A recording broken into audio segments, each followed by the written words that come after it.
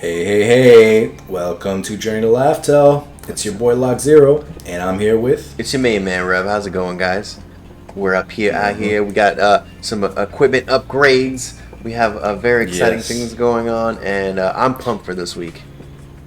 Yeah, my brother Rev got a much-needed mic, and his audio sounds amazing. It might even sound better than mine. I don't know. When I'm editing later, I'll hear the side-by-side comparison. Yeah, but slowly making progress, climbing the ladder. That's what we do. You put in the work, day at a time, day in, day out. That's how it goes, guys. But yeah, we're here with chapter 1029, The Tower. Yeah, yes. But before we get into it... Go ahead. I was going to say, before we get into it, for everybody watching, make sure to like and subscribe. Leave a comment if you guys are feeling frisky. We got more stuff going on the social media webs. Journey to Laughtel page is increasing. We have Twitter coming soon too, so be sure to follow us over there. More information to come on that shortly. Word. And we got our first comment. We got a comment from C. Spencer ND. Good stuff, guys. Oh, yeah. Thanks, C. Spencer ND. Totally anonymous person, not really my friend IRL or anything like that. Don't know who that is. Never heard of this man before. Stranger. But he sounds like an amazing and wise man. That's what I think. Yes. He also sounds like a beautiful person.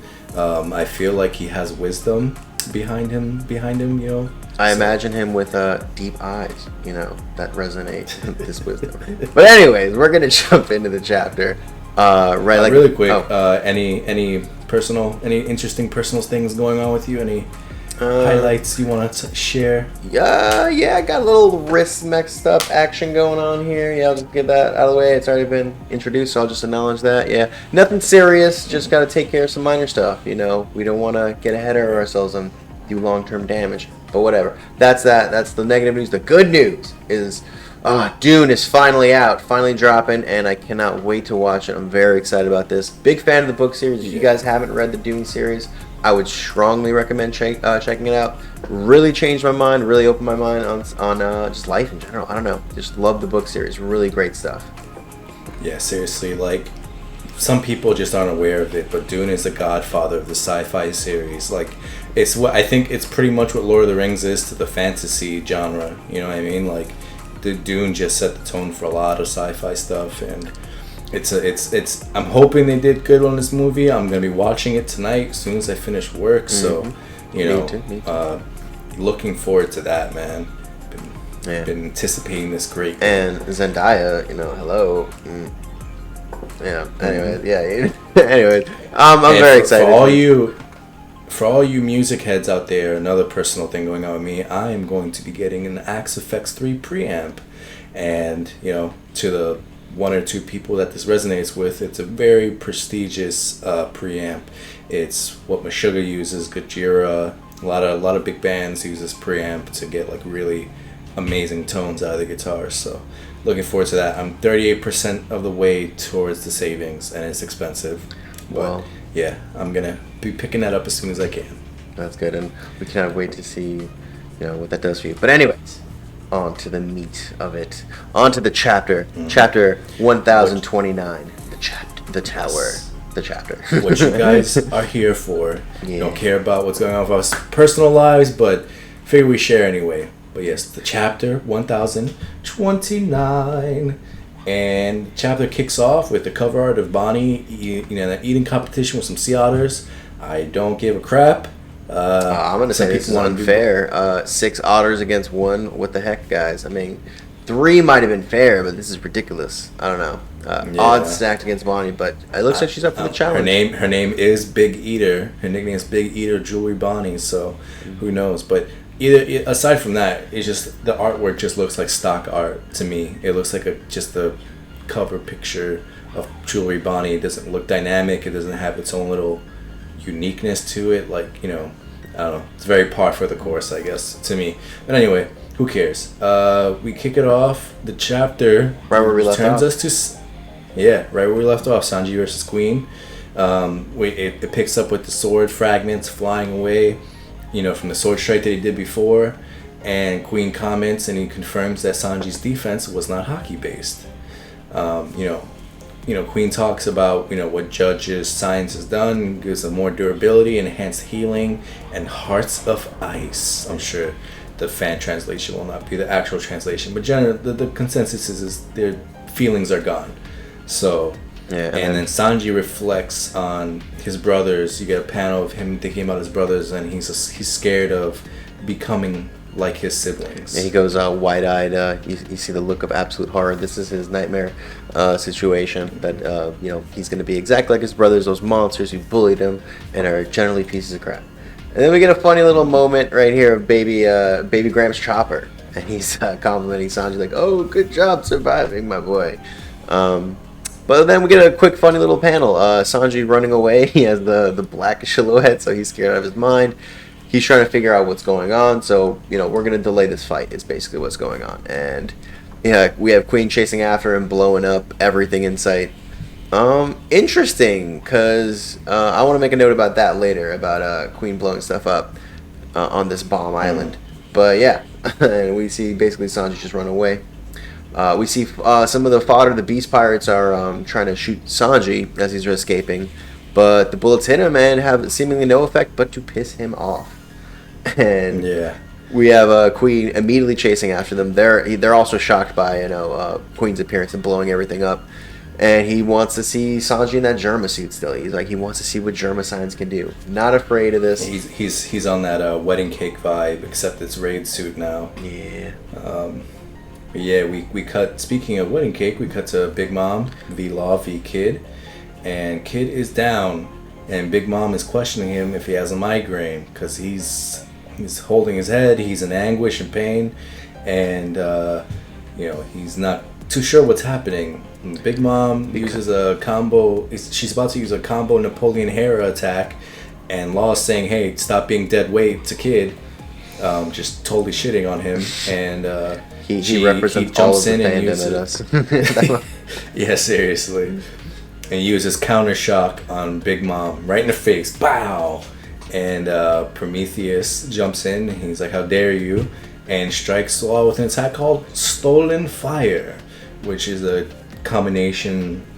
It's a German pastry. Stolen is a German pastry, and then the whole thing. Prometheus stealing fire. It's a Prometheus mythology. Steals the fire from the gods to illuminate humanity and gets punished for doing so. But after Law gets engulfed in flames, Big Mom uses an attack called Marmalade / Marmalade. It's meant to sound like marmalade. Marmalade. Marmalade. Does she perfectly slang it to make it sound like marmalade, or are they like? That's so stupid. Yeah, I mean, because with Japanese, they don't have the R's, so they replace it with L's, so it'll be Marmalade. And then she strikes Kid while Kid is down. You think he was down, God, that's so stupid. Why would she name a sword attack Marmalade? It's because it was butter. That's why. Anyways, we get Kid getting back up. And he's thinking, "Oh man, there's no headache." And right now, if he got taken out, he would just be an absolute joke. And he's messing up. He's flubbing it up. Gonna miss his shot to take out a Yonko and be a big dog. Everyone's gonna be like, "No, you're just a little kid." Lame. Anyways, well, this is something I want to talk about later because this is really interesting insight into Kid's mentality. But continue. Yeah, and here we go. So. He's thinking he's a waste, and Big Mom just laughs them both of them off, Kid and Law, saying this is pretty pitiful. And then we get a flash. We're going to Hawkins and Killer, their fight. Yeah, Killer and Hawkins doesn't sound as good as Hawkins versus Killer. Anyways, so we get a flash of the room on fire on the 3rd floor. We have Killer begging Hawkins to stop it, something, ha ha ha, and he's laughing about it. And with that, we see Hawkins smash his head into a pillar. Look at Kid, and he's laughing it off, ha ha ha, and he's mocking Kid at this point. Mocking Killer at this point, saying, "To think you ate a smile fruit." Killer really has the absolute worst luck. And we have poor Killer here laughing and begging Hawkins to knock it off, to stop hurting his captain. Mm-hmm. And then the crew wants to kick, Kid's crew is around them and they're confused and they're not, they're wanting to help. they're tired of seeing their vice captain get the shit kicked out of them. Random S&M crew, but Killer's like, stand down. I get, don't do anything, and he offers his own life in exchange for Kid's life. Knockoff Zorro moment. Yeah, yeah. This is what vice captains are made of, man. But Hawkins suggests that Killer surrender and serve Kaido. And it gets a little cruel. It gets a little interesting flash there. So Hawkins, we did make that comment that he has a propensity towards, it seems like, cruelty. But with this, he kind of it seems like he just made him mad. Like, oh, why do you want to die so fast? Something like you should just serve Kaido or want to give up. Yeah, I think. Well, we'll talk about that later. Remind me to circle back to that. Gotcha. But Hawkins states, the Yonko are undefeatable, and Killer retorts with, he can see that Hawkins regrets the path he chose. And Killer states, that while they fought against all odds, climbing to the top, while Hawkins pissed himself and quit. So hard ass line, just putting it all out there.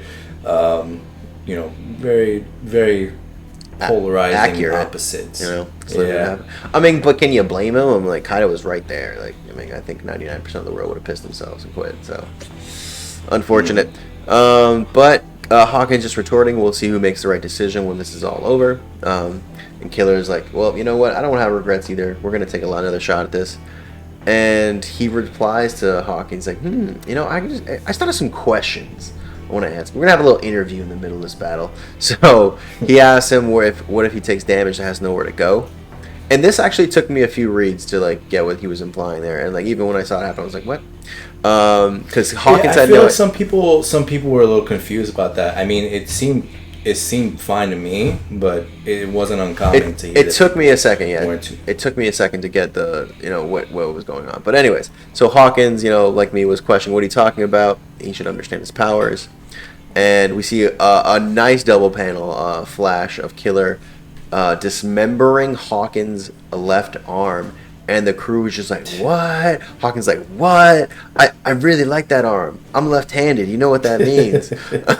But Hawkins is screaming in pain. He doesn't understand either. He's like, wait, why did I take damage? And that took me a minute too. I was like, well, because he chopped your arm off. Like, what are you talking about? But then I remembered, the Sonic, the blade should have, I guess, gone through him without no damage. His powers make no sense sometimes. Well, no, it's not that. He's saying, why didn't I take damage? Why did I take damage? Because he was thinking that damage should have been transferred to the straw doll, to whoever it's attached to. So he's confused about that. And then Hawkins goes on to say, well, Kid doesn't have a left arm. So, that's kind of why you messed up here. You fucked up, boy. But I was like, what would have happened if, he would have just had the line through it, right? It was that's what happens when he takes damage. I couldn't remember the scene, So yeah, so he's like, I really like that arm. No longer got that arm. That was a super, super graphic panel. I felt it. Squirting from the arm. Clean. This is gonna be crazy to see. I don't know if this is gonna be we'd have a warning in front of this, kids. This episode gets crazy. Viewer beware. But Hawkins using a little smarts here, being like, well, Kid doesn't have a left arm, so what if I attack your left arm? And it just so happens that the doll was in the left arm, not in his right, which would have been really inconvenient, but still, a good move to make regardless. Good job. Good job, Killer. And he takes the doll out, and Hawkins congratulates the guy who just chopped his arm off. He's like, yep, that's the last doll I have. Good job. You really got me there, buddy. You really got me good. He kind of gave it up a little easy. He didn't have to acknowledge that was his last straw doll. I mean, he could have just screamed in his face my arm. That would have been appropriate too. Not good job. That was super cool. What are you saving face for, bro? I love that. That was my favorite left arm. But yeah, after confirming that was his last straw doll, Hawkins pulls a card, and he summons Exodia. I mean the big straw man overlord thingy, but even with him pulling it out, Killer just quickly comes in and just decapitates it. So You know, and Hawkins is confused about this outcome, is not falling in line with his predictions, and he draws another card, and it's the lightning struck tower. Heart of the cards betrays him, and it's over. The tower. Killer wraps it up, and he finishes off Hawkins with a sonic blade, slicing him right up the middle, and just, you know, doesn't cut him in half. But that would have been, I think, too much. Yeah. And the crew is cheering on this murder that they just witnessed. Hawkins is down. Hopefully not murdered, but I mean, Jesus Christ. Murdered him twice. So he murdered his fucking what's the word? Philosophy. Yeah, he murdered his philosophy, and then he murdered him in real life. He's like, I got you twice. Motherfucker, you thought I'd let you live, let you get away? I got you twice. 2 W's. Yeah. So Hawkins taking double L's today, and then we get it. We get the narrator saying the tower card signifies great change, and then we get a flashback to Big Mom and Kid and Law. Sorry, and Big Mom is like, "What? You're no longer under the weather, kid?" And Kid's feeling good. He's like, "Yeah, my blood tastes good all of a sudden," and he's like, "I've never felt better." And the narrator continues. There's now an upheaval of the established order. Its hidden meaning indicates the opening of a new path. Then we get Killer ending the chapter saying, "Go for it, partner." Yeah. So real Toy Story moment there. You love to see it, man. You know, these one-liners, these one-piece moments. Like, Oda is just amazing when it comes to these things, and it definitely hits home. You know, the vice captain being there for his chief in command. You know, doing epic crap, yeah. And I think we all knew this outcome was coming, because, I mean, who thought Hawkins was really, like, on a straight fight? You know, I think that Killer is shown to be close to Zoro level, and I think Zoro clearly outpaces Hawkins, so, yeah. You don't do damage to a Yonko and then get beat by Hawkins, that's for sure. You know, pretty embarrassing if you do. Yeah. But that was our recap, and now we can get into our discussion. Yeah. So yeah, what we're gonna start off with? What we're gonna talk about? I guess we can start off with Sanji Queen. That's quick. Yeah, I hated it. I hated it so much. I understood the meaning of it. Like, this was strictly like, okay, we have a development there. We don't leave you hanging, but you know, these are the main fights, and we got to get to the other little bickering, you know, things going on here. You know, so we have to wrap up the mid-level fights, and then I think we have to wrap up the Raizo fight. You know, I think I think officially that's the last, you know, non-big fight left, like Commander or Yonko level fight left at this point. Mm-hmm. So, like, we got to just basically delayed action this week, you know? Yeah, it's just, okay, I don't have a problem with the conflict that Sanji's having. I can recognize it's a very traumatizing thing. Sorry, super loud car in the background. Anyway, I can recognize it's a traumatizing thing. You know, thinking like, hey, I could potentially lose my humanity, my emotions, everything that I am, and, you know, become an unfeeling monster. So this can be a little very traumatic. Alarming. Pretty traumatic. Yeah, very serious thing to deal with. But he's in the middle of a fight, and it's not like some little scrawny dude. Like, Queen is, if left unchecked, is going to wreck shit and hurt a lot of people. Everything. So, I mean, it's the same thing with, like, when they showed up to the raid and he ran to the what is it, the women's quarters? The pleasure house, right, or the bath? The pleasure hall. Yeah. When he ran to the pleasure hall, I was like, dude, you got shit to do right now. Like, I get, like, oh, you're Sanji, you like women, you're a hornball, ha ha ha. But we're at war. Come on, man. Time and place, you know. A little bit. And it's like, you know, it's time and place. Like, you can't be running off and leaving everybody else to deal with Queen when nobody else has the capabilities to do so. Yeah, he's like, what if Queen had just been like, all right, cool, you go, and then just blew up everyone there. Like, all right, I win. Ha ha ha. What an idiot. Now I'm going to go chase Sanji because all your friends are dead. Now I can laugh at you about it.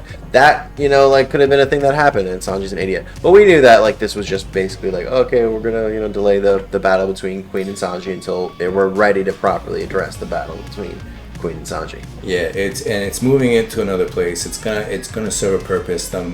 Wherever they're gonna fight at, wherever they're gonna go to, it's gonna serve some kind of purpose.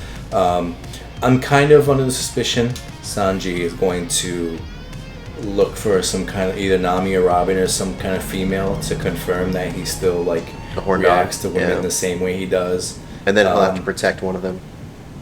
Yeah, from Queen.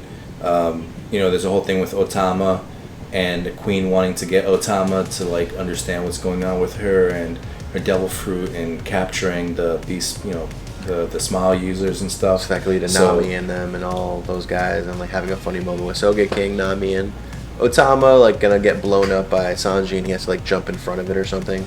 I could see that happening. Yeah. Where he takes a laser blast right then, and then he has to put on the raid suit because even though he's stronger, it does a little bit of damage, And then it'll be like, but maybe we'll have some moment where Nami like orders him to like put the suit on. He'll do it for love, and he'll be changed or something, and then we'll have like a hilariously like awesome moment that Sanji's want to do.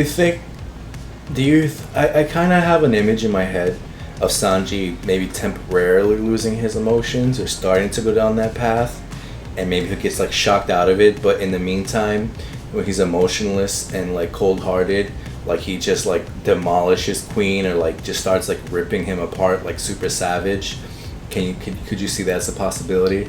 I could see it where like he's being like a dick to like a bunch of people around him, and then it only confirms his like, I'm such an emotionless thing, and then one woman's gonna come and he's gonna be like, his whole body's gonna set on fire. He's gonna be like, wait a minute, these passions in me can never be dulled. And he'll have a stupid flash, and then he'll like morph into the White Ranger with a white fire of like emotion and love and stuff. That's what I'm predicting. Mm-hmm. Yeah. But moving on. But yeah, that's how I feel about all that Sanji stuff. Yeah. It was cool that we cut back to Big Mom versus Law versus Kid because we've been away from that for a while. And I mean, I'll talk about it later when it comes to predictions. But yeah, it's cool to see that stuff. And Kid being down, and after all this stuff with Hawkins and Killer, I'm strongly getting the impression we're finally going to see some big accomplishments from Kid. It seems like it kind of set the tone for that. Yeah, because I think like reading this arc, especially the Onigashima raid, I felt like Big Mom like was gonna maybe like dip in the middle of it or something, or like be like, what, I'm done with this. I really don't care this bad, and like somehow just like leave, or like like not be involved in it for some reason. Because in my head, I'm like, how are Law and Kid gonna beat this chick? Like, there is no way in hell that's happening. But I think with the flash at the end, you're right. Like, we're getting some like, okay, Kid and Law are gonna team up. He's gonna tell him what Luffy did on the roof, and he's gonna be like, oh, that's what I gotta do, and then like figure out conquer his hockey as well, and like maybe like start to do some damage. Mm-hmm.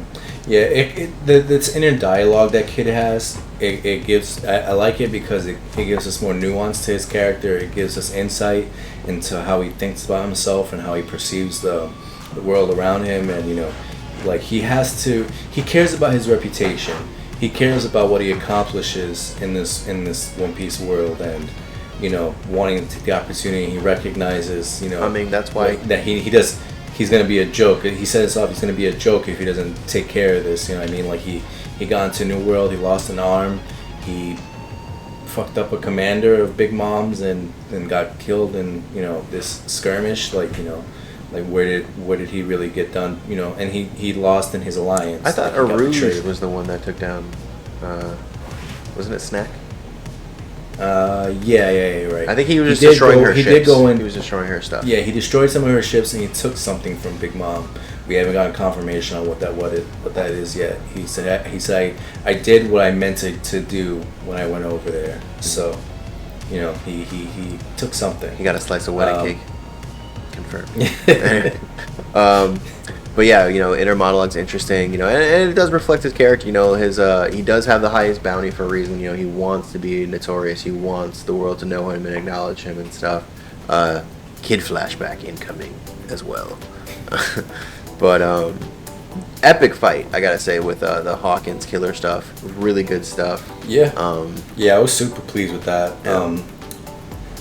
Were you surprised at the length of it, like how short it was, or do you think it was the right pacing? Do you think? I think it was because it's the situation we're in, where it's like one blow could kill your captain. So it's like you got to be decisive, you got to wrap this up quick, you got to be smart about it too. So it's like to pick your shot and then go for it. And that's what Killer did. He only did 3 moves in the entire battle. But those 3 moves were the ones that, were the decision maker. Literally, because he got smacked the whole time. He did 1 shot. He knew that was hurting, his captain. So he stopped attacking.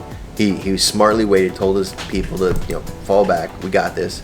willing to put his life on the line to see if he could save his captain first. But when that failed, he's like, you know what? I'm not going down like a punk. I didn't get here by kowtowing and giving up, and so he just uses his brain a little bit and uses his battle smarts, and that was so cool, so smart.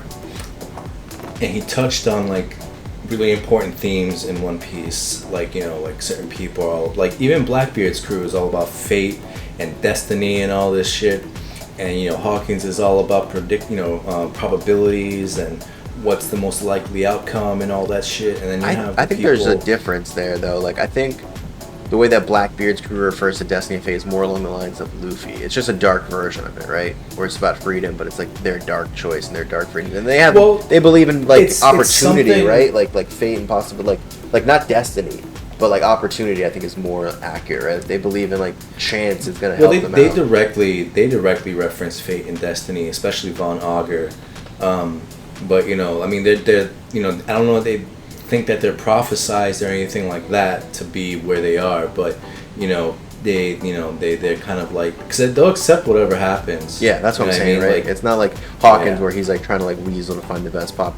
They're just like, yo, we're having a grand old time with this. Like, but fate and destiny are like our friends right now. Like, we're cool with chance and we love it, and we're gonna ride that, to good or bad. Yeah, and but Hawkins is like statistics. Yeah. The point I'm trying to make is that it's something that's on their mind, whereas the people who accomplish shit, who get shit done like Luffy, they don't think about these kinds of things. They're very in the moment, you know what I mean, and they go against the odds and they break what is so-called fate or what is destiny or whatever the case might be. You know what I mean? Like, Killer directly references this. Killer directly references it with this whole like, while you were sitting there pissing yourself worrying about these things, we fought against the crazy odds and we came out on top. So, so it's, and then he wins. So his philosophy overcomes Hawkins' philosophy. And R.I.P. Hawkins' arm. Jesus. That was brutal, man. That was brutal. Yeah. Seeing that Hawkins' face was my face as that happened. Like, holy damn! Like, wow. Yeah, it was. You felt that shit, Yeah. So crazy moment from Kid, from Killer, using battle logic. I love it. And then taking out the straw man, really cool move. Taking out the guillotine, really dope. And then taking out Hawkins. Boom. 1, 2, 3. Getting work done. Love it. Letting his captain, and at the end, pushing his captain on. Very, very Zoro-esque, gives me Straw Hat vibes. Like, yeah, that 1-2 combo. Yeah, man. So like, there's also, I can kind of see a parallel between what's happening here with Kid and what's happening with Sanji.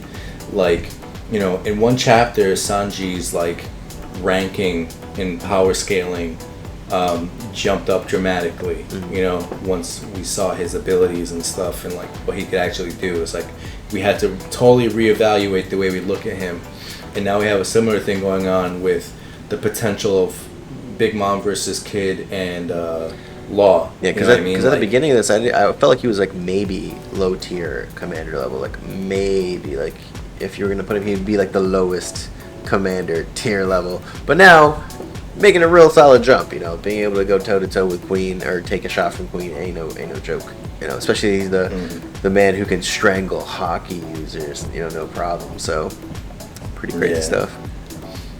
Yeah, but before this chapter, I would say that Kid and Law's purpose was to delay Big Mom while Luffy was dealing with Kaido, and she would probably ultimately come out on top or get sidetracked and pushed away from that fight or something.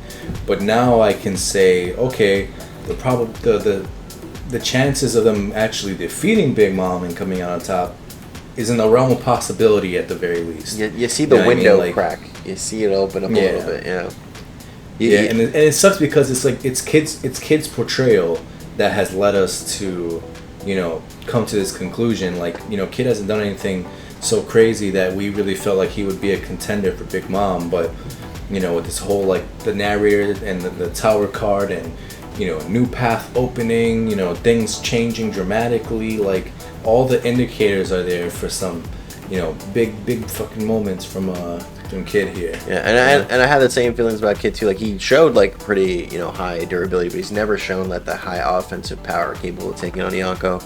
And Law has shown flashes here and there, but like I mean, I still don't know if Law is like Dofi level even. So it's like does that combo equal enough to take down a Yonko? I don't think so. But it's like I could maybe see them like because they did that stuff on the roof, so that led me to believe maybe they're gonna like throw Big Mom off Onigashima again or something, and then maybe this time she's gonna be like, you know what, I'm out. I don't got time for this. I got what I needed. It'll be like one of her like infiltrators got the poneglyph, and she's like, you know what, I'm out. One Piece next. But now with this, I could. How would you feel? How would you feel if Kid actually knocked out Big Mom? I would be impressed. I would be impressed. I think that could now be their own possibility. I think like Oda had big plans for Kid. Moving on the new generation up and stuff, and boom, what if we get 2 new Yonkos? We get Luffy and Kid. It'd be cool if like they had like some kind of like grappling thing, like they're holding hands, like trying to push each other back, or whatever. Kid with his big metal arms and Big Mom with her arms trying to like force him back, and then like they're like showing each other, and he actually like physically is able to overcome her. That would be a pretty big feat for him. Yeah, well, because he's like hit her around, and it didn't look like it did them any damage really, but like he's I guess has the like capability of throwing big shots at least at her, so maybe if you put some Conqueror's hockey elbow grease behind it, we'll be able to do some damage. We'll see.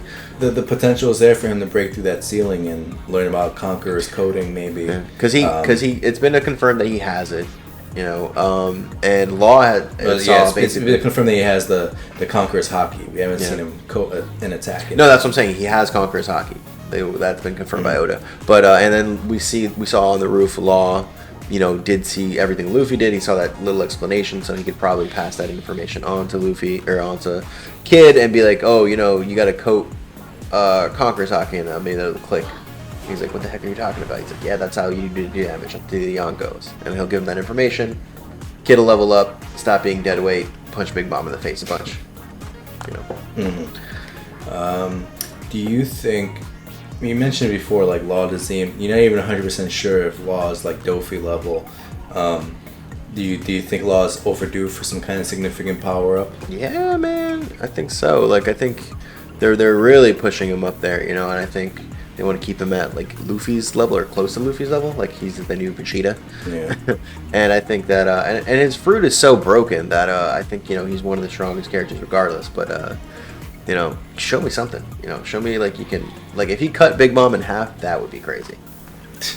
Like he does like she's like the top half. Like what the heck is going on? He's like, I finally broke through and cut an emperor. That would be like some crazy-ish. Mm-hmm. Yeah, he needs something to stay relevant to the other guys. That gave me a crazy theory. Like maybe if they open up Big Mom that way, all the people that she ate 50 years ago will show up. Like, hey, what's up, guys? We've been alive this whole time. And Mother Caramel's like, what's up? What's up? I'm chilling here, doing evil stuff, scheming and plotting. Yeah. But I think that's kind of the entire discussion. A lot of action, and there was a little bit to discuss here and there, but most of the action chapter. Any other discussion points you want to hit? There was something that I did want to discuss. I think you mentioned something with Queen and the lasers going after Sanji. I don't know if that's what you wanted to talk about. There was something else to refresh you on, I believe. About that, I don't know. I'm looking back. I'm not seeing what I was thinking over here. Yeah. Okay. No worries. Yeah. Let's get into our chapter grade. Ching. Chapter grade. I'm going to give this a 7.6. I'm telling you, man, that Sanji shit just really took away a lot for me from this chapter. I was not fond of that. But other than that stuff, I mean, maybe I could be more generous and say 7.8 because it was a small part of the chapter, and the killer and I mean the killer and Hawkins shit was dope, but Yeah, 7.8. That's a fair score for me. I'm going to be much more generous. I'm going to give it an 8.5. The Sanji stuff did not bother me. Because I understood the purpose of it. You know, they don't want to, you know, rush up and do the... Like, I think he wants to give the commander level fights the justice they deserve. So, you know, you got to get him from point, you know, D to point E now. You know, we're moving along. We're going through the alphabet. And it's just a good way to get him moving. I mean, I get the stupidity of it. I get, you know, the battle logic of it makes no sense to leave Queen occupied. But at the same time, we do know that Queen is solely focused on him, solely trying to get that raid suit out of him. So, you know, for the time being, you know, Sanji running with Queen on his tail is, I guess, like an unfortunate, hilarious circumstance. And I think it's also going to build to a super really cool Sanji moment. I think we're going to get, like, when he realizes that he has the emotion, it's going to triumph and combine with his raid suit into a new level. I'm really predicting that. Like, I like that White Ranger prediction. I think it's going to be the fire of his passions. It's going to, you know, change the coloring now that he's, you know, in his proper, you know, body alignment, whatever you want to say. But note about Queen, still super thirsty to see that raid suit. Really wants to see the goods. Is not giving up on there. Yeah, just chasing Sanji when he could just be causing all kinds of chaos. Oh, I know what I want to make. Super reckless of Queen to just be throwing around shots on Big Bomb Island. That's what I was gonna say. What if you just hit the ground and like, oh, boom, boom, boom, boom, everybody's dead? You know, like that's what freaking they were worried about with Onigashima like crumbling and like, oh, you're just throwing lasers into the ground, you know, that cause mass destruction. And what if it just like, oh, it just hit the fireworks, all the bombs, all the artillery, and then boom, everybody's dead. Haha, good job, Queen. Yeah, I don't think these beast pirates are exactly the most thoughtful individuals, so they probably don't take these kind of things into consideration. But you got to think that Queen is in the know that he knows there's bombs on this island. You know, it seems like he's one of the, you know, chief, you know, developers. I don't know. Maybe he knows that like they won't do so much destruction on this top level to cause an explosion, but because he's a scientist and he knows science and stuff. But I don't know. It seemed a little reckless in the moment, and I was thinking like, aren't they on Bomb Island? Couldn't that be a dangerous combo? Just making explosions on top of the rock that's flying. I don't know. Just a thought I had. Gotcha. Just a thought I had. I feel like but anyway, 8.5 was your score? 8.5 score. Loved it. Thought that the chase was funny. And it didn't take too much time, just like I think 2-3 pages. Good to see Big Mom and Law. I got very excited about this interaction. It gave me, like I said earlier, I was having a theory that just somehow Big Mom was going to leave the battle for some reason and not get like wrapped up, like, because it feels like Kaido versus Luffy is the big thing here, you know. And I thought that it would eventually, like, I think in my head I had a headcanon that Luffy literally was going to take down every single emperor, you know, by himself. Like, it would all be Luffy. Like, so I thought to myself, oh, okay, I think he's gonna, when he's done with Kaido, he'll eventually take out Big Mom, because that's Luffy's job to do. But you know, it could be an interesting point of contention if Kid takes down Big Mom, becomes a Yonko, and then, you know, you got Luffy versus Kid later on, or they're just up in their face and, like, you know, in each other's face comically, like, you know, I was supposed to take down the Yonko. Well, I took down the Yonko. He's like, well, and they're gonna have like a back and forth where they both took down the Yonko, and like their crew are gonna be like, you dumbasses both took down the Yonko. You're awesome. Like, stop, you know, relax. And they're gonna be like, oh, I was supposed to take down Kaido, and Kid, and Luffy's like, well, I was supposed to take out Big Mom, and then they're gonna be like, you idiots, we're alive. Like, we did it. Like, what the hell are you arguing about? You both took down Yonkos. Like, you're amazing, you know? Yeah, and then there's that whole thing where Luffy's supposed to go back to Whole Cake Island and beat Big Mom, so who knows. But yeah, let's move on to the MVP. No doubt. Obviously, it's Killer. Obviously. Yeah. Yeah, Killer. He would have really won stole it the even show. if he didn't offer his life epically to, you know, his enemy. But to slash your opponent's arm off and to have that opponent then congratulate you for that, I think, you know, major points. Epic as hell. And then, you know, taking out the Straw Hat Man and the Straw Man and Hawkins was pretty dope. Changing fate as it was. Do you see him winning this fight if Killer didn't already have, you know, no left arm? Oh, okay. Kid not having a left arm. No, I don't know how he does it. Like, unless he, like, you know, like, catches him showing off where he's like, oh, this doll, and then Killer just, like, swipes in and, like, steals it really fast because he's also faster than Hawkins can see. Maybe that would have been it. Like, what's that over there? So I win. But Yeah. what if it had been on his right arm? He's like, he's right here, you dumb. But Yeah, it's kind of. Actually wanted to say this before I completely forgot to mention this. It's kind of fucked up that Hawkins can inflict pain on the voodoo dolls by hitting himself. Like, I would think at least to kind of balance his fruit out, it would need to be damage from somebody else. But it's like, because then so why don't you just what- attach it to your opponent and then stab yourself in the heart? You know, Yeah, yeah, it makes no sense. like it's a pretty. And then why couldn't he do this to, like, Killer. Kaido or Big Mom or whoever he needs to take out? Like, I want to know what he actually needs to do in order to take a voodoo doll from somebody. Why didn't he do it to Kizaru on the island? Why doesn't he do it to any opponent he fights? You know, it's never the opponent that he has as one of his dolls. It's always someone else. Maybe it's like part of the rules of fate where it's like you don't get to stack the deck that hard. Maybe, I don't know. For Fate and Chance. Yeah, but even still, then he would, even if he couldn't do it in a direct fight against Kaido, he could just like get a voodoo doll of Kaido, wait till he's not in a fight with Kaido, and then just stab himself or whatever the case might be. Yeah, I don't know. But I think also, like, it just translates the damage, right? Nothing can damage Kaido, so you have to take a Emperor's coding shot, for it to even, transfer the damage to do even a little bit of damage to Kaido, Yeah, I mean that's kind of what I was thinking of beforehand, with how Killer could possibly overcome this scenario with Hawkins. Like, maybe this would actually be the way that Kid kind of upgrades himself with Conqueror coding, so that even if he attacks Hawkins, it wouldn't transfer to him because he's blocking it with a Conqueror coding armament. You know what I mean? So I was thinking maybe that was a possibility, but not I took the simpler route. But anyway, yeah, Killer MVP by far. Nobody else is really on the docket for that. And then LMVP is Hawkins because, he just sucks, got man. wrecked. I mean, you got he's wrecked pretty, today. Sorry, your 6 eyebrows he's are a not pretty, going to go on. He's a pretty prime example of heavily relying on Devil Fruit power, because he doesn't seem to have any real skills of his own.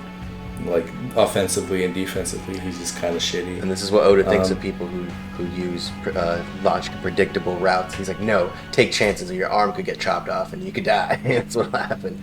You gotta be wild and free and romantic, guys. That's what it is. So let Hawkins be a warning to everybody. Gotta live your life bold sometimes. Because playing the safe route can still get you fucked up. So, yeah. Lessons from Hawkins. LMVP this week. So yeah, let us move on to our predictions. A lot of predictions. What's up? I mean, a lot of predictions, but I've already said it over and over again. I think that Super Suit Raid Sanji is coming. I think we're gonna get a hilarious moment where he sees Nami and he's like, of course I'm still a man, with my emotions. And I think we're gonna get it with him first being a dick to maybe male members of the crew, like Frankie was running around. Maybe we're gonna see Frankie again, and he's gonna be like, I don't want to see you, and then he's gonna have an internal dialogue where it's like, oh no, I think I am becoming a heartless monster, and it's just that he doesn't like guys, that's his thing. And then maybe Brooke and Robin will turn the corner and he'll be like, the ladies, and then he'll have to save the weakling trio from Queen, who like you said still wants to get Otama, still interested in that, and I think we get a funny moment where Sanji could shield them. But that's I think of 2 or 3 chapters down the line. I think the next immediate thing we gotta discuss is, or we're gonna get into, is obviously the ninja fight. I think we're finally gonna get to the ninja fight, and I think it's gonna lead to seeing what Momo is doing at the end of it. So I think we're gonna get some Fukurokuju Raizo stuff. I think next chapter we're gonna have Orochi back in the game for a little bit, seeing little machinations, and then we're gonna see what Momo still making efforts to keep Onigashima floating. Because remember, guys, we only got 4 minutes and 59 seconds now to go before it's over Onigashima. Yes. Like you said, I don't think we're gonna see Queen and Sanji next chapter. I think there's a high possibility we see Momo. developing more flame clouds or taking it to another level. I think there's a chance we see Yamato pushing on with her endeavor, maybe running into Orochi. So there's that. I have a slight suspicion. I think I that know the where Raizo Fuku. I think I know where Denjiro is at. Denjiro, the smart guy who knew everything on the island, probably went to go defuse the bombs minutes ago, and is waiting for freaking Orochi to show up and blow it up. Because this guy is smart and 30 steps ahead of everyone in the game. That's where Denjiro went off to, because he knows what's on the island. He's been there before. He was well informed. He remembers the bomb. He's gonna go defuse it. That's it. That's where Denjiro is. So figure it out, guys.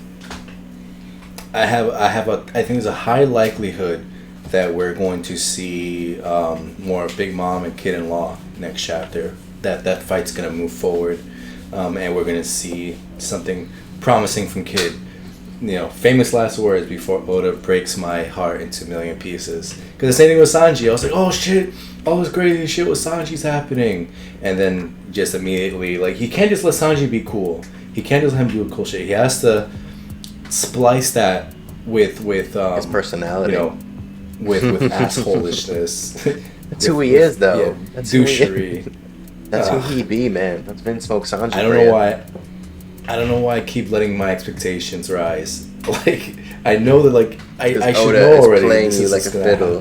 He's playing you seriously. Also, Oda's very good at painting a specific thing and making it like we know what his formula is, but again and again, it's like he subverts what, like, with the Hosanji thing, and now with this Kid thing, like, he paints this picture of this insurmountable wall, and then everybody just manages to find some way to just break through. Yeah. But these are like, so. The thing about it though is that it's not like, it doesn't feel like out of left field. Like, he's laid the groundwork for this for a minute. Like, Kid showed up without a left arm, so like, that killer thing was cool. Like, if it happened like 10 minutes ago, that would have been a different story. But he's been walking around without an arm for like 2 years almost. That was a cool thing. Yeah. What else was I gonna say for building this and for his argument, like the Sanji stuff? Sanji always has like more tricks. He's building. He's a builder. Give him time. It's gonna get to the epic levels. But he's a commander level now. We're gonna get a commander level treat fight. You gotta let him work. You gotta let him build to it. Gotta let him get to there. He's gotta get. Let him move the knight. We're at the knights and the rooks now. Get to the queens and the kings. Yeah. Now we'll get the time to paint this picture that's going to be awesome. So I think the 4 big fights we're going to see now, Big Mom versus Law and Kid, who now have a glimmer of a chance. Sanji versus Queen, which is shaping up to be, I think it's going to be epic as hell. And then Zoro Killer, which speaks for itself. And the big one, Zoro King, you mean? Zoro King, yeah, sorry. Zoro King. That's just a dream. No. But then, and then Kaido, Luffy for the final, the piece de resistance, in about 20 chapters from now. Okay. Yeah, makes sense. I think that's pretty much it for the predictions. One last thing I want to say about predictions, like, I know CP0 stuff is going to pop in here and there, but I don't really think we're going to have any way to really predict when it's going to, because they come in just super random and, throw a monkey wrench into things, so, but yeah, who knows. That was our prediction section, and on that note, guys, we are Journey to Laugh Tale. We just enjoyed the shit out of this chapter. Super fun, even putting the Sanji stuff aside for me personally. Still awesome chapter. Killer is MVP for sure. And yeah, just a reminder, please hit that like and subscribe, por favor. Show us some support. We got the Instagram. We should have Twitter up, but if not, it'll be up by our next video. But the links will be down below. And yeah. Be sure to follow us. And as always, it's been fun reading this and experiencing the One Piece journey with you guys. I hope you enjoyed it as much as we did. And until next time, guys. I've been Lock Zero. I'm your main man, Rev. And we'll see you next time. Peace.